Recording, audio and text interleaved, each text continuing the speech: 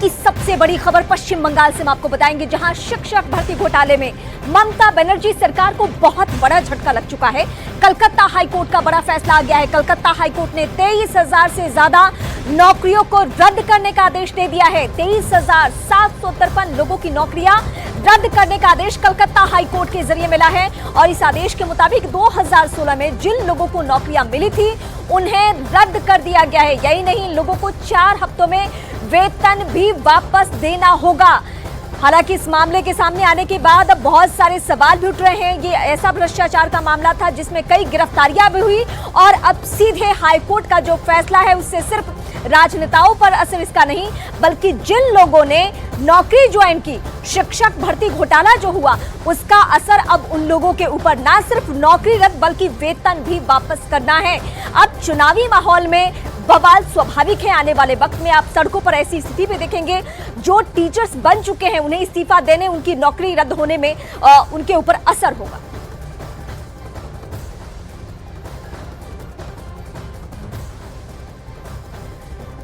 सीधे मैं कोलकाता का रुख करूंगी। आशिका इस वक्त मेरे साथ बनी हुई है। आशिका, फैसला तो, आदेश तो हाईकोर्ट का है, लेकिन जाहिर सी बात है शिक्षक भर्ती घोटाला ऐसा है, ममता सरकार के कई करीबी नेता इस मामले में सलाखों के पीछे गए, लेकिन अब आंच उस व्यक्ति पे आ चुकी है जिन्होंने इस घोटाले के तहत नौकरी ली, उनकी नौकरी रद्द।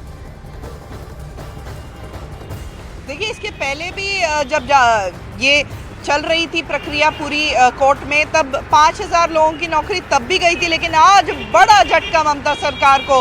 23,000 से ज़्यादा नियुक्तियां जिनको रद्द कर दिया है हाई कोर्ट ने, और ये लोग न सिर्फ इनकी नौकरियां गई हैं बल्कि इनको वेतन लौटाना है और इंटरेस्ट के साथ लौटाना है। रीमा, आपको बता दूं कि इस फैसले के खिलाफ राज्य सरकार सुप्रीम कोर्ट का दरवाज़ा खटखटाएगी जल्द ही। तो आगे जो एसएससी को फिलहाल ये निर्देश दिया गया है कि वो नियोग फिर से करें और जो योग्य लोग हैं उनको अब नौकरियां दिया जाए। जो अनियमितता सामने आई थी, आपको बता दूं कि कहीं पर ओएमआर शीट जिस पर परीक्षा दी जाती है पूरी खाली थी, लेकिन नंबर मिले हुए थे उन प्रत्याशियों को। कहीं कोई परीक्षा में बैठा ही नहीं, उनको नौकरियां दी गई। कहीं मियाद खत्म होने के बाद स्पेशली नियुक्तियां की गई। तो 17 तरह की अनियमितता पाई गई जिनके आधार पर ये नियुक्तियां रद्द की गई है। आशिका, ये हाईकोर्ट का जो आदेश है उसके बड़े मायने हैं। भले ही सुप्रीम कोर्ट आप जाइए, वहां से क्या फैसला होता है ये सब कुछ अभी वक्त के ऊपर है, लेकिन जितने सबूत अभी तक आ चुके हैं और जिसके आधार पर फैसला हुआ है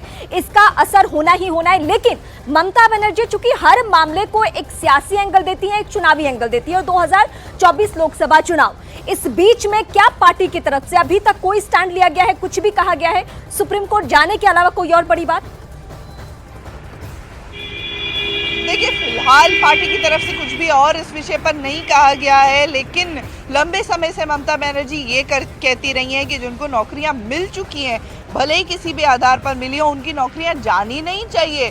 लेकिन आज बड़ा झटका, आपको बता दूं कि अभिजीत गांगुली जस्टिस हुआ करते थे, जो अब भाजपा के नेता हैं, उम्मीदवार हैं तमलुक से, उन्होंने सबसे पहले इस मामले की सुनवाई की और सीबीआई जांच के आदेश दिए। पार्थ चटर्जी बार बार सीबीआई के बुलाने पर भी नहीं जा रहे थे, उनको मजबूर कर दिया। आशिका, कोलकाता की सड़कों पर या बंगाल के अलग अलग जगहों पे अब आंदोलन भी हमें देखने को मिलेगा, क्योंकि जिन लोगों की नौकरियां जा रही है हाईकोर्ट के आदेश के बाद वो चुप नहीं बैठेंगे। इसे सियासी रंग देने की भरपूर कोशिश होगी चुनावी माहौल में। फिलहाल शुक्रिया।